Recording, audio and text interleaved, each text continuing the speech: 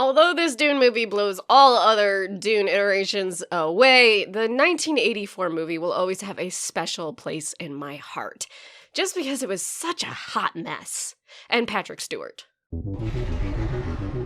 So if you haven't seen Dune, I guess we're now calling it 2021 just because it got so delayed, definitely go do it. Even if you've never read Dune, you don't care about Frank Herbert, you've never even heard of Dune. If you like sci-fi, go watch this movie, because if you strip it all away, it's a great sci-fi movie, and you don't have to have read the book to understand what's going on. It does add more layers to the movie, but you can just go ahead and watch it without having ever heard of Dune. On the other end of that, if you are a Dune fanatic, this isn't a one-for-one retelling of the book, so if you're one of those people that get really, really upset about movie adaptations from books, this film might upset you just a teeny bit. Also, it's only the first part of the book. The second part will be coming in October 2023. If everything goes right, fingers crossed. As for where you can watch Dune, you can watch it for free on HBO Max, where you can pause it, you can pet your cats, you can go to the bathroom, you can get a drink, or you can pay for it in the theater and be around diseased, loud, obnoxious human beings. Your choice. Though I do feel a little bit bad watching it at home, because I know the theater ticket sales make it more likely that we'll get future Dune movies. Also, the director was really upset that it was being released on streaming at the same time as in the theater, because he feels like you need to be in the theater to truly experience his movie. I don't feel that way. I watched it on, I guess, maybe a big enough TV where the visuals were stunning. I was thoroughly impressed, but I didn't need to be in a theater. I think maybe the only upside of a theater, besides, supporting the Dune movie, is the volume, because my god, the music would just be blaring, and then it's like they're whisper talking. Like, seriously, you lose your hearing when it transitions from dialogue to the swelling music, because you have to have the volume so loud just to hear what they're saying. I'm assuming it would be balanced a bit better in theaters. I think the casting was absolutely wonderful for this movie, although there were changes, obviously, to description and personality a little bit, so I don't know if that upset some people. I am upset about the Harkonnens, or Harkonnens, I guess is how they decided to say in the movie. Doesn't really matter. They're just the way the author wanted things said, such as, Cheney for her, but I don't know. People that bitch and complain about how people pronounce things are just fucking babies, so who gives a shit? But on them, I will not forgive that they didn't have red hair.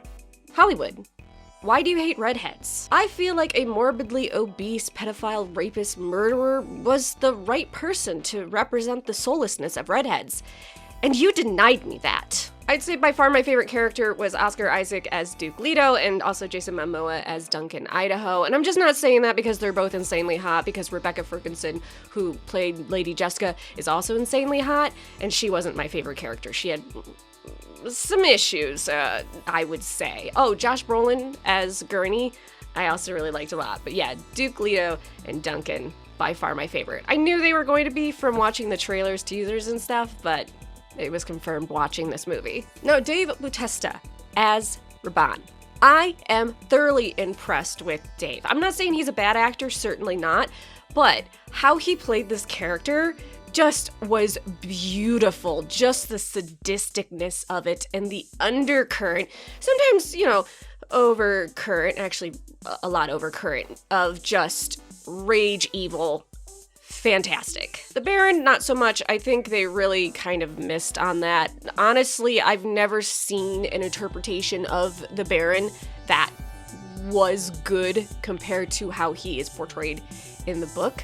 So, I don't know. I just feel like the Baron is really hard to get because he doesn't follow the typical mold of Hollywood and what we're told the villain should be like. So I can understand why they cut some things out about him for this movie. They didn't want to go there. I mean, maybe in part 2 we'll see some of those darker things, but I think they're probably going to shy away from that. The tech in this movie was by far the best interpretation of Dune I have ever scene. The tech blew me away. You know the shields?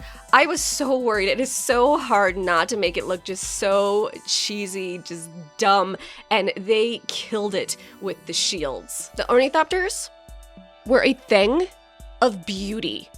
I could not stop staring at them every scene. My God. Still suits, of course, look fantastic, but they kind of played it safe with that. I feel like the still suits are the easiest thing to get right, or as close as possible to the book.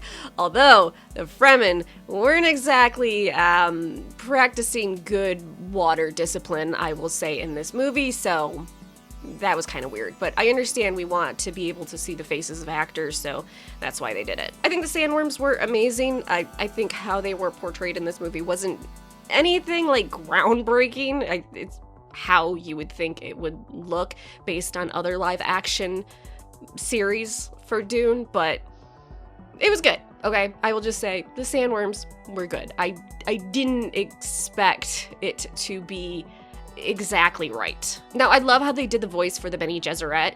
Again, it's something that could come across as really cheesy, kind of like the inner dialogue that we hear, and they decided not to do it in this movie, which I'm very thankful for, but it unfortunately does take away a lot from the characters. But the voice for the Bene Gesserit, really good. Really enjoyed it. I like how they decided to show that ability or power. I was not impressed with the testing of Paul scene with the box. It just felt like it was over too quickly. I don't know, it didn't have the same oomph that it does in the book and also in other iterations of Dune. So I feel like that was a bit. You know, the Bene Gesserit in general, them were kind of disappointing. I did like their outfits though, very, very stunning. But you know, like Jessica, she is supposed to be a very tough, emotionally in control person. She's a Bene Gesserit for fuck's sake.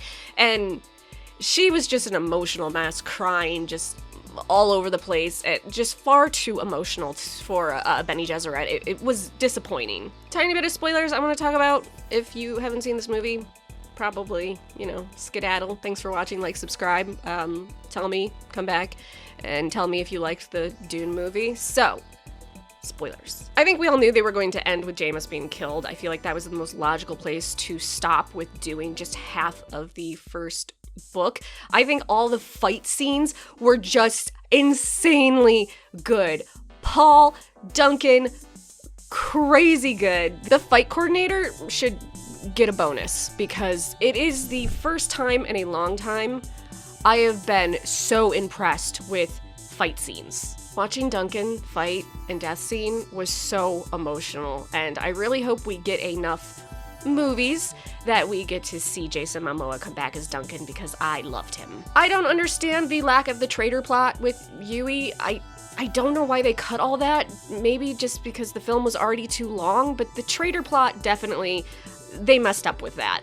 It was the reveal of, oh, it's Yui, and then I feel like if you didn't read the book, you'd be like, okay, sure.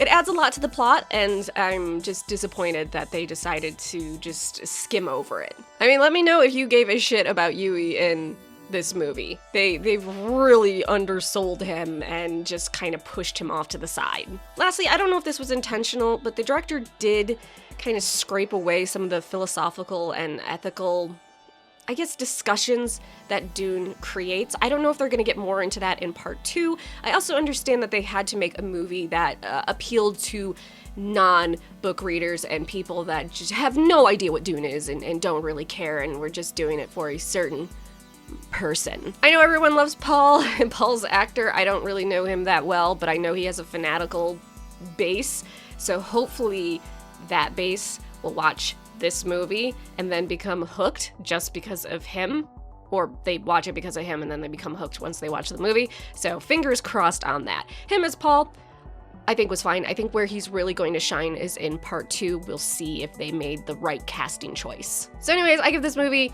9 out of 10. I'm going to watch it over and over and over again, which is saying a lot for me because I generally don't watch movies over and over and over again unless I really, really, really like them. But like, subscribe. Let me know what you thought about the movie, if you're disappointed, and whether you have read Dune or any of the other Dune books, or if you just went in completely blind, what you thought.